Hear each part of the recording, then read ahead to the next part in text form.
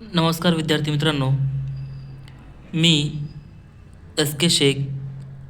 माझी जिल्हा व सत्र न्यायालयामध्ये निवड झालेली आहे. 2023-24मध्ये जी एक्झाम TCSने घेतली होती त्या थ्रू माझी निवड झालेली आहे. तसेच मित्रांनो, जी आता मुंबई उच्च न्यायालय भरती आलेली आहेत त्यावर सध्या आपण फोकस करत आहोत.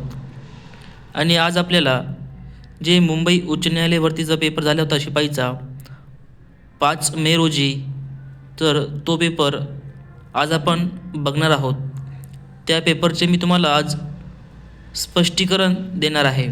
आणि मित्रांनो, हे जे स्पष्टीकरण आहे मी खूप अभ्यास करून तुमच्यासाठी तयार केलेलं आहे. तुम्हाला येत्या काही दिवसामध्ये याच्यातूनच जास्तीत जास्त प्रश्न आलेले दिसणार आहेत मित्रांनो. त्यामुळे मित्रांनो, हे जे स्पष्टीकरण आहेत अगदी व्यवस्थित करून ठेवा.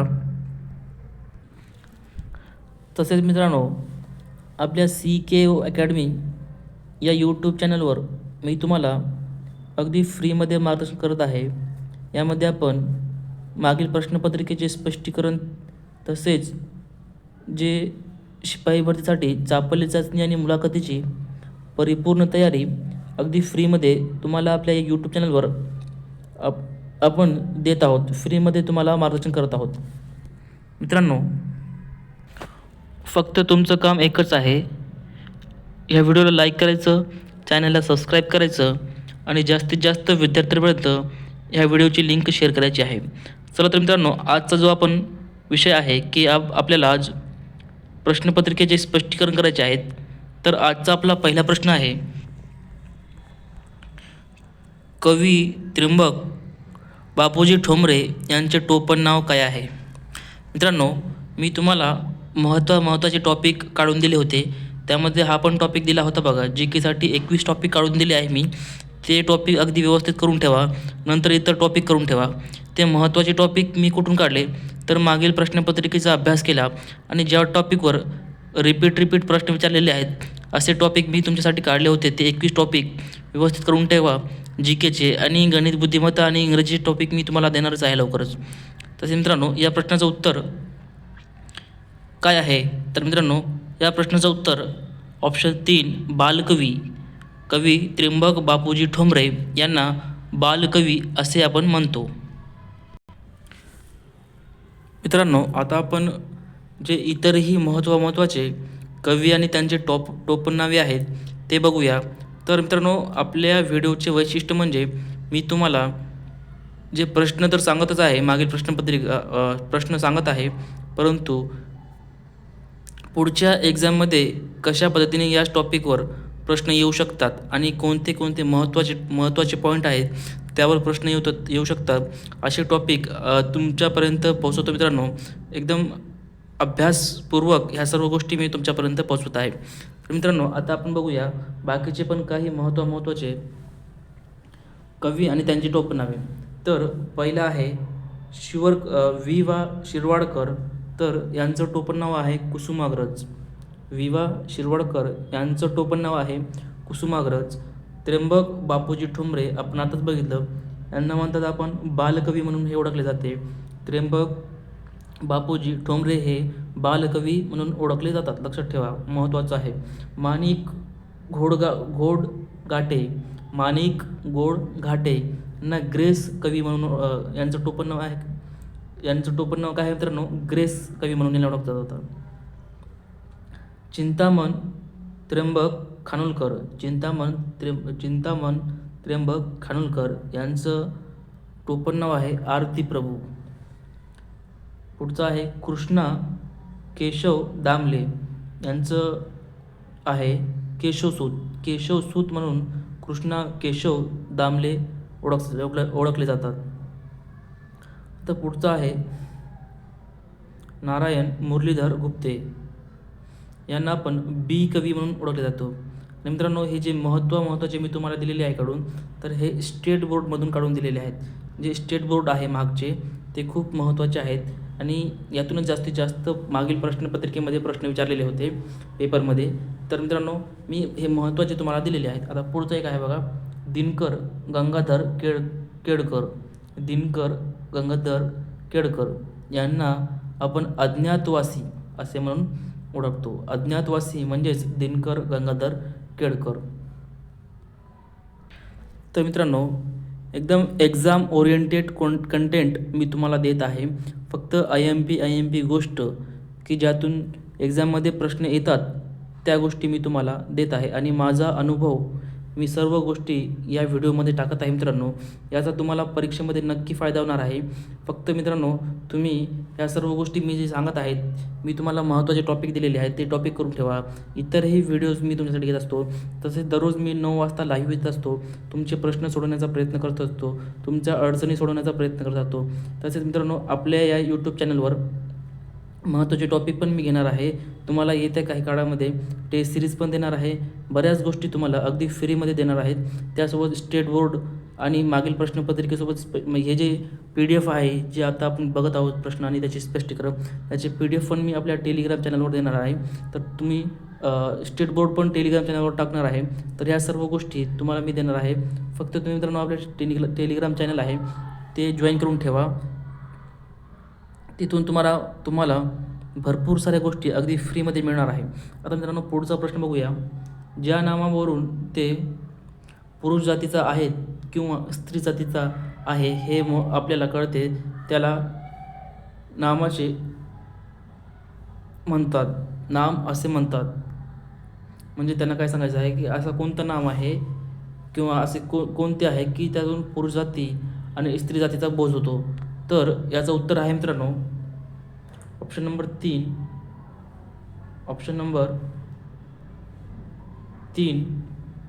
लिंग. मित्रांनो, लिंग चॅप्टर हे खूप महत्त्वाचं आहे.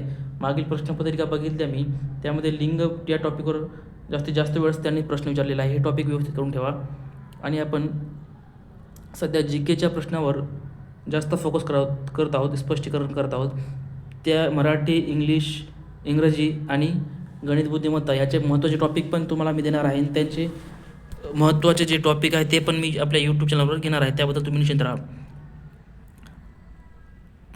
आता पुढचा प्रश्न आहे, पुढील पर्यायातील वर्तमान काळातील वाक्य ओळखा. तर याचं उत्तर आहे मित्रांनो ऑप्शन नंबर 4, तो शाळेत जातो. सोपे प्रश्न आहेत मित्रांनो, पण तुम्हाला सर्व काही जे आहे अगदी व्यवस्थित करून ठेवायचं आहे. आता पुढचा गणिताचा प्रश्न आहे, लीप वर्षात एकूण किती दिवस असतात? तर मित्रांनो, लीप वर्षात एकूण 366 दिवस असतात, हे लक्षात ठेवा. आता पुढचा प्रश्न आहे, लीप वर्ष कशाला म्हणतात? हे थोडंसं छोटीशी कन्सेप्ट तुम्हाला मी क्लिअर करतो. लीप वर्ष कशाला म्हणतात? ज्या वर्षाला 4ने भाग जातो त्याला आपण लीप वर्ष असे म्हणतात, हे लक्षात ठेवा. तर 4ने भाग जाणारी संख्या फक्त इथं एकच आहे, 366.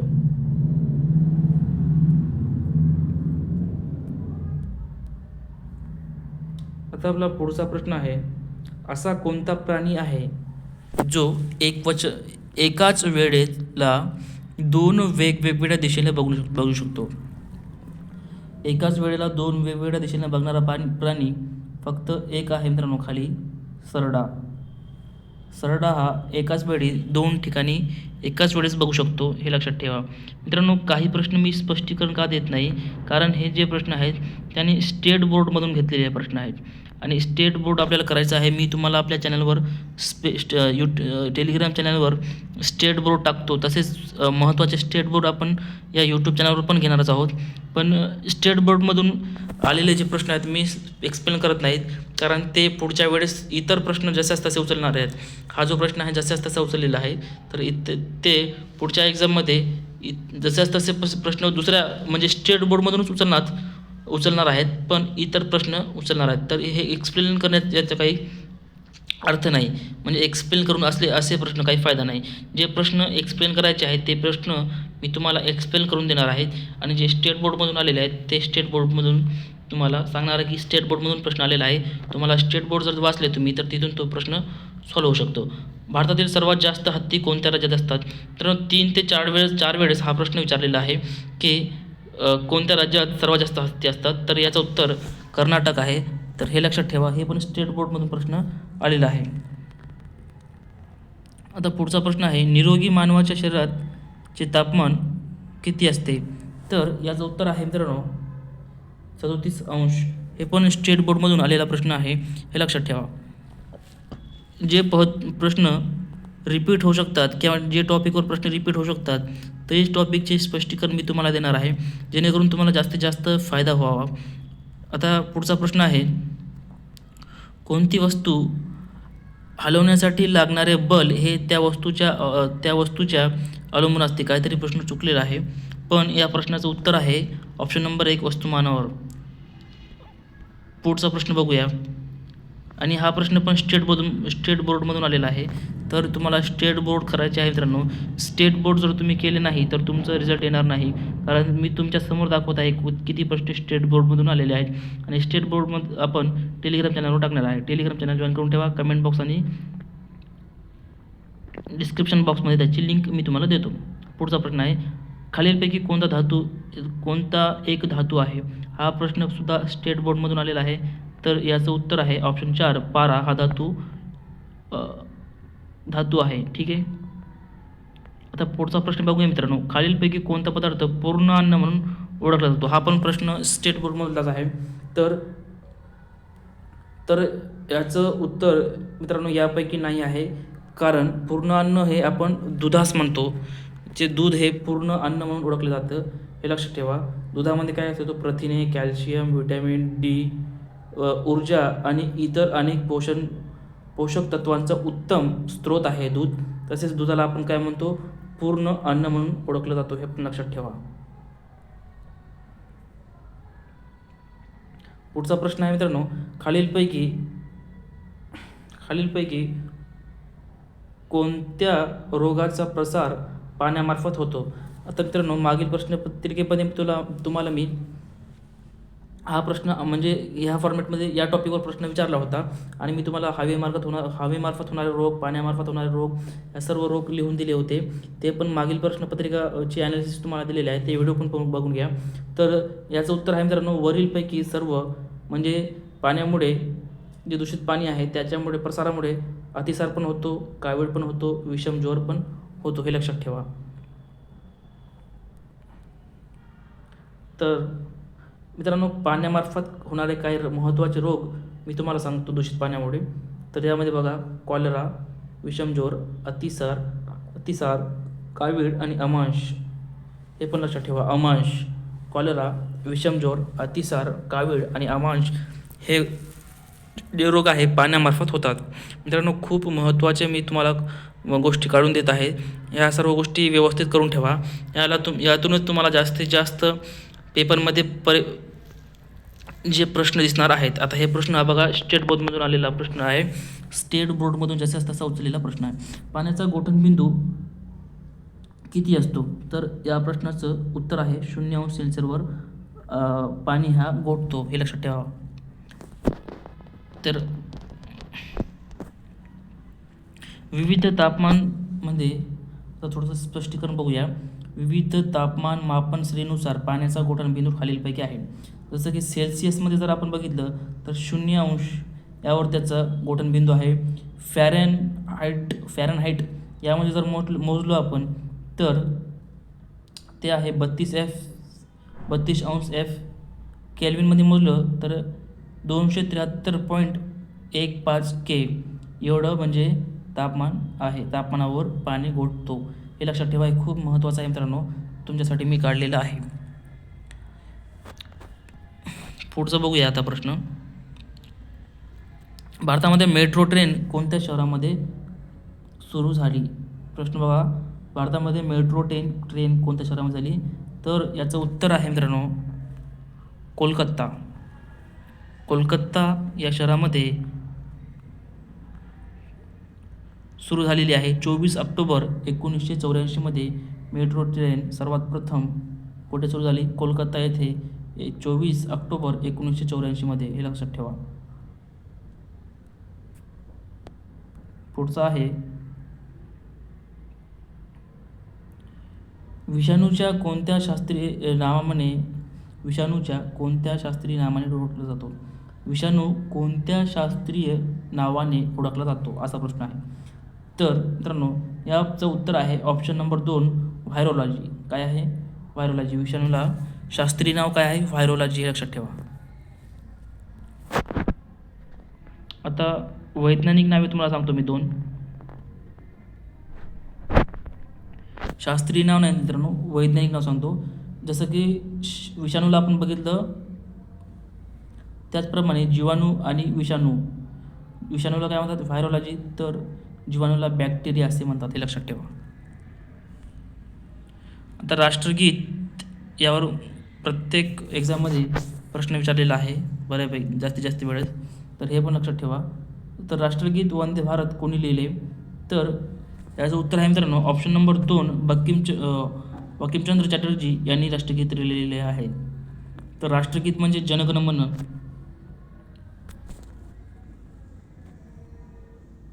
राष्ट्रगीत वंदे भारत कोणी लिहिले आहे? बंकिमचंद्र चॅटर्जी. आणि आपलं जे राष्ट्रगीत आहे ते आता मी तुम्हाला सांगतो. तर आपले राष्ट्रगीत रवींद्रनाथ टागोर यांनी लिहिलेलं आहे.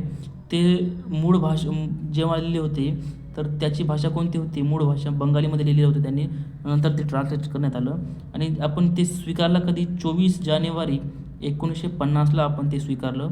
आणि पहिल्यांदा गायन कधी झालं त्याचं? तर 27 डिसेंबर 1911ला काँग्रेसच्या कलकत्ता अधिवेशनामध्ये त्याचं गायन झालं आहे. खूप महत्त्वाचं आहे मित्रांनो. IMP तुम्हाला मी देत आहे. याच्यातूनच तुम्हाला जास्तीत जास्त प्रश्न येणाऱ्या एक्झाममध्ये दिसणार आहे. आणि नंतर तुम्ही मला कॉल करून सांगणार की सर तुम्ही जे सिरीज आम्हाला ॲनालिसिस करून दिले, स्पष्टीकरण करून दिले पेपरचे, त्यातून खूप सारे प्रश्न आलेले आहेत. तर मित्रांनो पुढचा प्रश्न आहे बघा.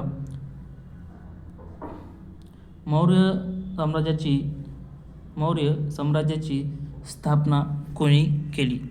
तर मित्रांनो याचं उत्तर आहे सम्राट चंद्रगुप्त यांनी मौर्य साम्राज्याची स्थापना केलेली आहे. आता पण मी तुम्हाला महत्त्वाचे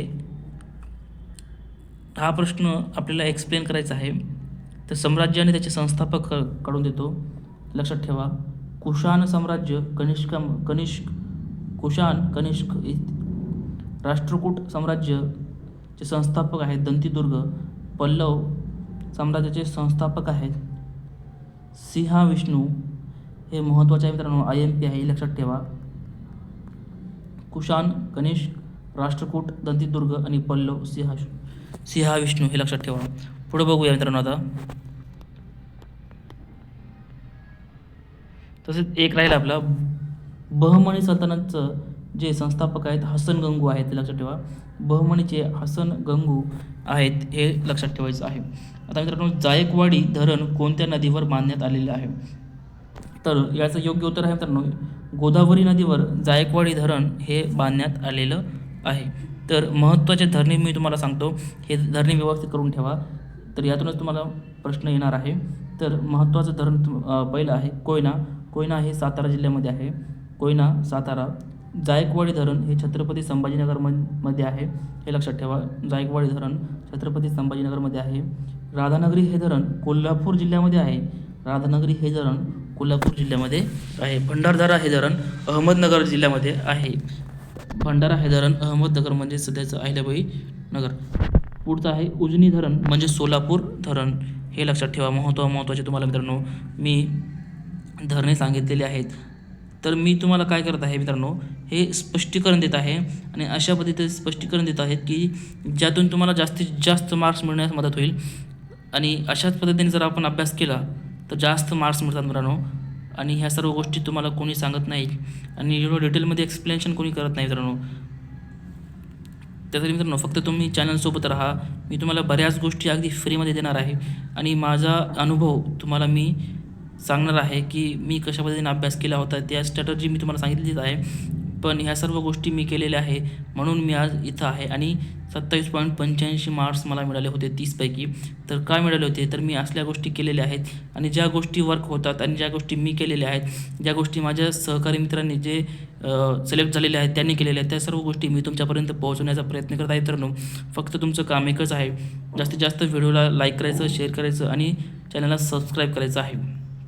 तर पुढचा प्रश्न आहे मित्रांनो, सर्वसाधारणपणे मानवी हृदयाचे प्रत्येक मिनिटाला किती स्पंदने असतात? तर मित्रांनो, हे पण स्टेट बोर्डचा प्रश्न आहे, लक्षात ठेवा. स्टेट बोर्ड मी तुम्हाला आपल्या टेलिग्राम चॅनलवर देतो, त्याची लिंक खाली कमेंट बॉक्समध्ये टाकलेली आहे. तर मित्रांनो बघा, तर याचं उत्तर आहे 72 हे आहे, लक्षात ठेवा. आता मित्रांनो, हा प्रश्न एक्सप्लेन करण्यात काही अर्थ नाही, कारण जसं तसा स्टेट बोर्डमधून त्यांनी हा काढलेला आहे. आता पुढच्या वेळेस जे हे प्रश्न नाही काढणार, स्टेट बोर्डमधून दुसरे प्रश्न काढणार, तर आपण स्टेट बोर्ड व्यवस्थित करून ठेवले तर ते पण प्रश्न आपले व्यवस्थित येणार. ह्यामागचं हे लॉजिक आहे. मी तुम्हाला त्याच्यामुळं पूर्ण जे प्रश्न जे टॉपिक रिपीट होऊ शकतात त्या टॉपिकवर जर प्रश्न आला तर ते टॉपिक मी तुम्हाला एक्सप्लेन करत आहे. म्हणजे स्मार्ट वर्क करूया मित्रांनो, गाढव मेहनत करायची गरज नाही. रक्तगट हा युनिव्हर्सल डोनर म्हणून ओळखला जातो. खालीलपैकी प्रश्न असा आहे की खालीलपैकी कोणता रक्तगट हा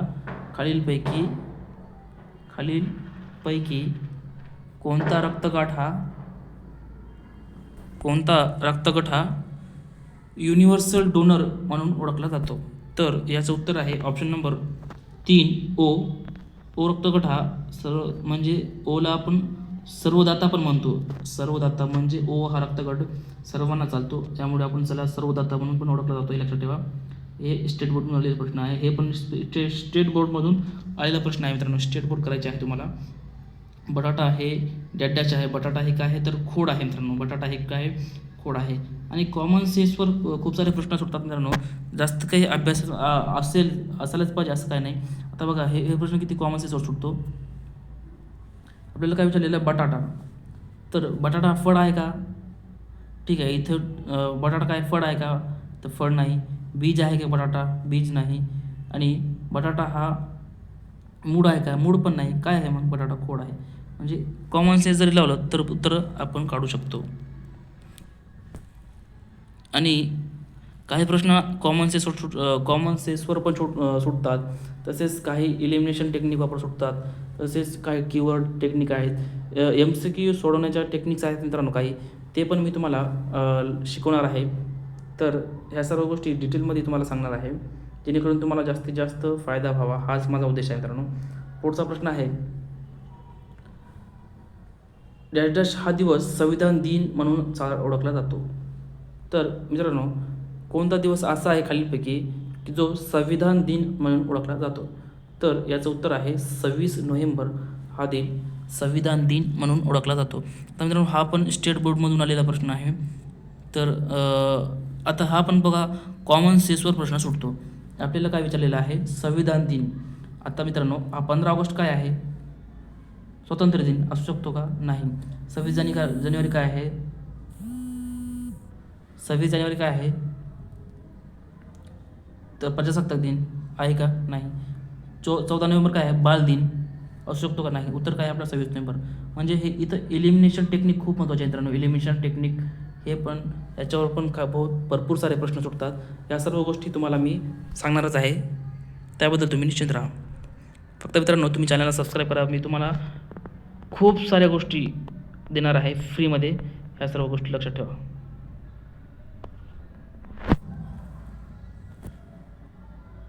तर आता आपण या प्रश्नाचं थोडंसं एक्सप्लेनेशन करूया.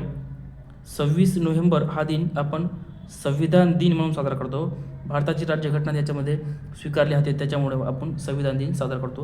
आणि 26 नोव्हेंबर संविधान दिन आणि 26 जानेवारी प्रजासत्ताक दिन म्हणून आपण साजरा करतो. आणि प्रजासत्ताक दिन म्हणजे भारतीय राज्यघटना तेव्हा लागू झाली होती, त्याला आपण प्रजासत्ताक दिन असं म्हणतो. लागू झाली होती त्याला प्रजासत्ताक दिन म्हणतो, आणि जेव्हा स्वीकारली होती त्याला आपण संविधान दिन म्हणून ओळखला जातो, हे लक्षात ठेवा. आता पुढचा बघूया प्रश्न. हा स्टेट बोर्डचा प्रश्न आहे. खालीलपैकी तंबाखूमध्ये हा विषारी द्रव्य आहे. तंबाखूमध्ये हा द्रव्य आहे, तर याचं उत्तर आहे निकोटीन. स्टेट बोर्डमधून प्रश्न आलेला आहे, तर याला आपण एक्सप्लेन करणार नाही.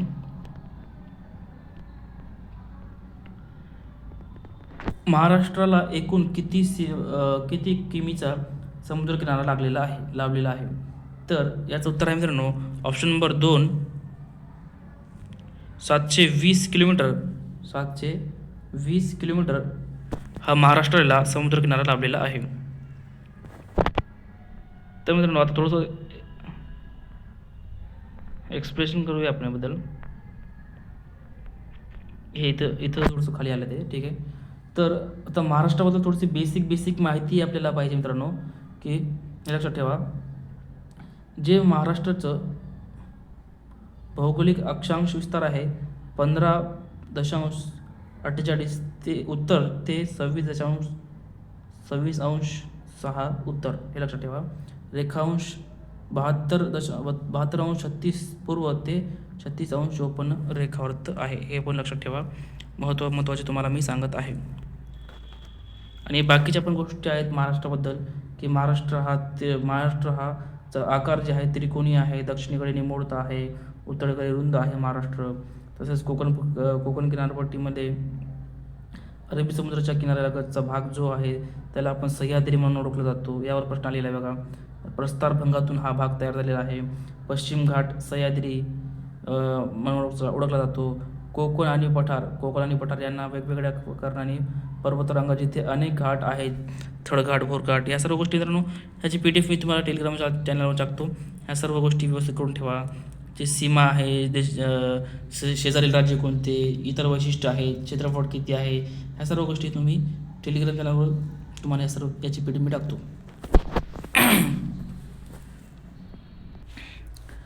तसेच मित्रांनो आपल्या यूट्यूब चॅनलवर आपण भरपूर सारे व्हिडिओ टाकलेले आहे, की मागील प्रश्नपत्रिकेचे स्पष्टीकरण किती महत्त्वाचे असते आणि ते कसे करायचे, ह्या सर्व गोष्टीबद्दल मी एक व्हिडिओ घेतलेला आहे. तसेच तुम्हाला महत्त्वाचे टॉपिक सांगितलेले आहे. तसेच शिपायाचे काय काम असतात ते अगदी डिटेलमध्ये मी सांगितलेलं आहे. सकाळी 9:30 पासून ते संध्याकाळी 6:30पर्यंत शिपायाला काय काम करायला होतात दिवसभरामध्ये कोर्टामध्ये, त्या सर्व गोष्टी सांगितलेल्या आहेत. ते पण व्हिडिओज बघून घ्या. तसेच आपण दररोज लाईव्ह असतो 9 वाजता, रात्री 9 वाजता लाईव्ह येत असतो. तर त्या लाईव्हमध्ये तुमचे जे काही प्रश्न असतात, अभ्यासासंदर्भात असेल, इतरही काही प्रश्न असतात, तर त्या सर्व प्रश्नांचं उत्तर देण्याचा मी प्रयत्न करत असतो. तर तिथे पण तुम्ही जॉईन होऊ शकता. तर मित्रांनो आपला पुढचा काय प्रश्न आहे, खालीलपैकी यांना लोहपुरुष म्हणून ओळखलं जातात. तर मित्रांनो याचं उत्तर आहे सरदार वल्लभभाई पटेल यांना आपण लोहपुरुष म्हणून ओळखतो. हे लक्षात ठेवायचं आहे तुम्हाला, खूप महत्त्वाचं आहे. आता मित्रांनो हे तुम्हाला करून ठेवायचं आहे. लोहपुरुष म्हणजे कोणत्या व्यक्तीला काही जे काय संबोधतात, तर हे महत्त्वाचं टॉपिक आहे. याच्यावर वारंवार प्रश्न विचारलेले आहेत, हे लक्षात ठेवा. तसेच चंद्रयान 3 चंद्राच्या कोणत्या पृष्ठभागावर उतरले, आता हे त्यावेळेसचं चालू घडामोडीचा प्रश्न आहे, हे लक्षात ठेवायचं आहे. चालू घडामोडी आपल्याला करायची आहे, पण जास्त फोकस कशावर करायचा आहे, तर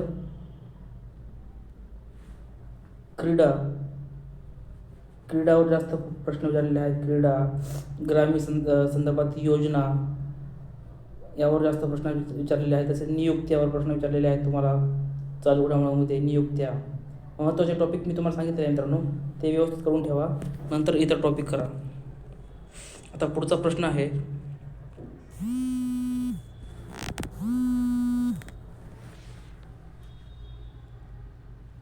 हा बघा. तुम्हाला सांगितलं मी क्रीडा संदर्भात प्रश्न आहे. सन 2023च्या एकदिवसीय विश्वकप क्रिकेट स्पर्धेत सर्वोच्च धावा करणारा खेळाडू कोण, हा प्रश्न विचारलेला होता तेव्हा 23मध्ये त्यावेळेस एक्झाममध्ये. तर याचं उत्तर आहे विराट कोहली, हा उत्तर होता. आता काही पॉईंट मी तुम्हाला सांगतो की परीक्षेच्या दृष्टिकोनातून महत्त्वाचे आहे. आशिया कप 2025 क्रिकेट स्पर्धामध्ये सर्वात जास्त धावसंख्या करणारा खेळाडू अभिषेक शर्मा ठरलेला आहे, हे महत्त्वाचं आहे. खेळ व त्याच्या संबंधित व्यक्ती तुम्हाला करून ठेवायचा आहे, यावर पण प्रश्न विचारलेले आहेत, हे लक्षात ठेवा. आता पुढचा प्रश्न आहे, आणि RBI संदर्भात तुम्हाला माहिती डिटेलमध्ये करून ठेवायची आहे, कारण खूप सारे प्रश्न RBIवर विचारलेले आहेत. आता इथं बघा, भारतीय रिझर्व्ह बँक गव्हर्नर कोण आहेत, तर याचं उत्तर आहे ऑप्शन नंबर 4. यापैकी उत्तर नाही त्याचं, ठीक आहे. बघा खाली येतो, खाली एक्सप्लेन केलेलं आहे मी प्रश्नाचे. RBIची स्थापना कधी झालेली, ते 1 एप्रिल 1935मध्ये झालेली आहे, ते लक्षात ठेवा, महत्त्वाचं आहे. IMP सांगतो तुम्हाला मी. IMP यातून प्रश्न येण्याची शक्यता दाट आहे. RBIची स्थापना 1 एप्रिल 1935. RBIचे मुख्यालय कुठे आहे, तर मुंबई इथे आहे. आणि RBIचे पहिले भारतीय गव्हर्नर CD देशमुख आहे, हे लक्षात ठेवा. सी डी देशमुख, RBIचे पहिले भारतीय गव्हर्नर, RBIचे मुख्यालय मुंबई आणि RBIची स्थापना 1 एप्रिल 1935. हे महत्त्वाचे आहे, लक्षात ठेवा. आता पुढं बघूया. गणिताचे पण प्रश्न विचारतात मित्रांनो. गणिताचा पण आपल्याला अभ्यास करायचा आहे. जास्त प्रश्न GKचे आहेत, पण गणितावर प्रश्न आहे. असे बेसिक प्रश्न तुम्हाला विचारतात. मराठी ग्रामरचे पण काही प्रश्न विचारलेले आहेत. इंग्लिशचे पण विचारलेले आहेत. ते तुम्हाला बेसिक करून ठेवायचं आहे. 6,8,7,0 या अंकापासून तयार होणारी सर्वात लहान संख्या कोणती? तर मित्रांनो, आपण गणित आणि इंग्रजीचे पण लेक्चर घेणार आहेत. त्यामध्ये या सर्व गोष्टी मी तुम्हाला सांगणार आहे. तर याचं उत्तर आहे ऑप्शन नंबर 2. सोपं आहे मित्रांनो. बघा तुम्हाला सांगतो मी हा प्रश्न कसा सोडवायचा. आपल्याला काय विचारलेलं आहे? लहान संख्या. तर मला सांगा तुम्ही, आपण जर लहान संख्या सुरुवातीला मोठ्या संख्या सुरुवातीला घेतली आपण, मोठ्या जसं की 8 मोठं घेतलं तर मोठी संख्या तयार होणार. आणि याच्या उलट जर आपण 4 सुरुवातीला मोठं घेतलं आणि त्याच्यानंतर इतर संख्या ठेवल्या तर लहान संख्या तयार होणार. तसं इथं बघा, सर्वात लहान काय आहे? 4 आहे. तर इथे 4 ठेवू. त्याच्यानंतर आपण 0 घेऊ, कारण 0 सुरुवातीला ठेवू शकत नाही ना, मग काय अर्थ येत नाही त्याला. तर 0 इथं ठेवूया. त्याच्यानंतर लहान संख्या कोणती आहे? 6 आहे. 6 इथं ठेवू. त्याच्यानंतर लहान संख्या कोणती आहे?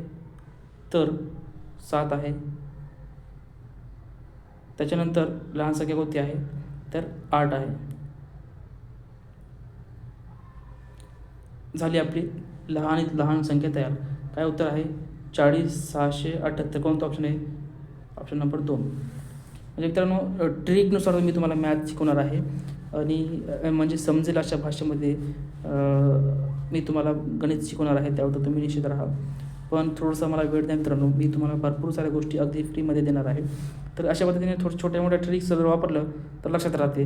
तर आता यापुढे लक्षात ठेवा, लहान संख्या म्हटलं तर लहान संख्या सुरुवातीला घ्यायचं, ॲटोमॅटिक तुमची लहान संख्या तयार होते. पण 0 असेल तर 0 तुम्हाला दुसऱ्या स्थानी ठेवायचं आहे. आणि नंतर याच्या उलट जर तुम्हाला मोठी संख्या विचारली, तर मोठ्या संख्या सुरुवातीला घ्यायचं आहे, ॲटोमॅटिक आपली मोठी संख्या तयार होते. हा पण छोट्या मोठ्या ट्रिक तुम्हाला सांगितलेले आहेत. आता आपण पुढचा प्रश्न बघूया. हा प्रश्न बघा. रामाकडे प्रत्येकी 40 रुपयाची 568 पुस्तके आहेत आणि श्यामकडे प्रत्येकी 20 रुपयाचे 813 खेळणी आहेत. तर दोघांजवळ किती रुपयांची वस्तू आहे? आता मित्रांनो, खूप सोपे प्रश्न आहेत. याचं काय करायचं फक्त बघा. एका प्रत्येकी 40 रुपयाची म्हणजे एक खेळणीची एक पुस्तक आहे, त्याची किंमत किती आहे? 40. आणि 560 पुस्तके आहेत. म्हणजे एका पुस्तकाची किंमत जर 40 असेल तर 560 पुस्तकाची किंमत किती असेल? तर यासाठी आपल्याला जे 568 यांचा गुणाकार करायचा आणि आलेला गुणाकार आणि 20 गुणिले 813 आहेत. तर या दोघांचा गुणाकार म्हणजे या दोघांचा गुणाकार आणि या दोघांचा गुणाकार करायचा आणि जो गुणाकार घेईल त्यांची एकूण बेरीज करायची. तर हे टोटल येतं आपल्याला, दोघांजवळ एकूण किती रुपयांच्या वस्तू आहेत. तर अशा पद्धतीने एकदम इझी प्रश्न आहेत. थोडंसं आपण याचं पण एक्सप्लेनेशन तुम्हाला देतो. याचं उत्तर आहे ऑप्शन नंबर 3. हे लक्षात ठेवा. तर अशा पद्धतीने मित्रांनो, भरपूर साऱ्या गोष्टी तुम्हाला अगदी फ्रीमध्ये आपल्या या चॅनलवर तुम्हाला पाहायला मिळेल. भविष्यामध्ये पण पोलीस भरती असेल किंवा MPSC असेल, तलाठी असेल, तर या सर्व गोष्टी मी तुम्हाला येणाऱ्या जे एक्झाम आहेत त्यालासुद्धा आपण टार्गेट करणार आहोत आणि भरपूर सारे अगदी फ्रीमध्ये देण्याचा प्रयत्न करणार आहे. कारण तुम्ही ज्या परिस्थितीला सामोरं जात आहात सध्या, तुम्ही ज्या कंडिशनमध्ये आहेत, तर मी त्या कंडिशनमधून गेलेलो आहे. त्या परिस्थितीला मी सामोरं गेलेलो आहे, फेस केलेली आहे ती कंडिशन. त्यामुळे मला ज्या अडचणी आलेल्या आहेत तर ते तुम्हाला अडचणी येऊ नये हाच माझा उद्देश आहे. आणि यामुळे मी तुम्हाला अगदी भरपूर साऱ्या गोष्टी अगदी फ्रीमध्ये देतो मित्रांनो. तसेच मित्रांनो, आपल्या ह्याचे CKO अकॅडमी आहे, CKO अकॅडमी या चॅनलला सबस्क्राईब करा. बऱ्याच गोष्टी तुम्हाला अगदी मोफतमध्ये तुम्हाला मी देण्याचा प्रयत्न करत आहे. तुम्हाला येत्या काही दिवसामध्ये तुम्हाला टेस्ट सिरीज पण देणार आहे, टेस्ट सिरीज. तर त्यातून तुम्हाला भरपूर आणि एक्सपिरियन्स सहित देणार आहे, एक्सप्लेनेशन पण असेल त्याचं. तसेच स्टेट बोर्ड तुम्हाला मी फ्री म्हणजे आपल्या चॅनलवर टाकणार आहे. तसेच ह्या सर्व PDF आणि दररोज आपण आता सर्वात प्रथम मी तुम्हाला शिपाईचे प्रश्नपत्रिका सोडून दाखवणार आहे. त्यानंतर आपण क्लर्कचे पण काही प्रश्नपत्रिका घेणार आहोत. त्यानंतर मी तुम्हाला दररोज महत्त्वाचं टॉपिक घेणार आहे, IMP टॉपिक पण मी शिकवणार आहे आणि त्याची PDF मी तुम्हाला देणार आहे. तसेच जे बाकीच्या गोष्टी पण आहेत, जसं की स्टेट बोर्ड पण घेणार आहे मी तुम्हाला यूट्यूबवर. स्टेट बोर्ड ह्या सर्व गोष्टी घेणार आहे मित्रांनो. म्हणजे एकंदरीत तुम्हाला मी जे एक्झाम ओरिएंटेड जे कॉन्टेंट आहे, मग तो स्टेट बोर्डमधून असू द्या किंवा इतर पुस्तकातूनचा अभ्यास करून मी तुम्हाला ते काढून देणार आहे. म्हणजे तुम्हाला येणाऱ्या एक्झाममध्ये जास्तीत जास्त मार्क्स मिळवण्यास मदत होईल मित्रांनो. तर ह्या सर्व गोष्टी मी तुम्हाला देणार आहे मित्रांनो. तर हा व्हिडिओ तुम्हाला कसा वाटला मला कमेंट करून कळवा आणि जास्तीत जास्त विद्यार्थ्यांपर्यंत हे व्हिडिओ पाठवा मित्रांनो, कारण सर्वांना फायदा व्हावा अशी माझी इच्छा आहे. तर थँक्यू फॉर वॉचिंग मित्रांनो. धन्यवाद.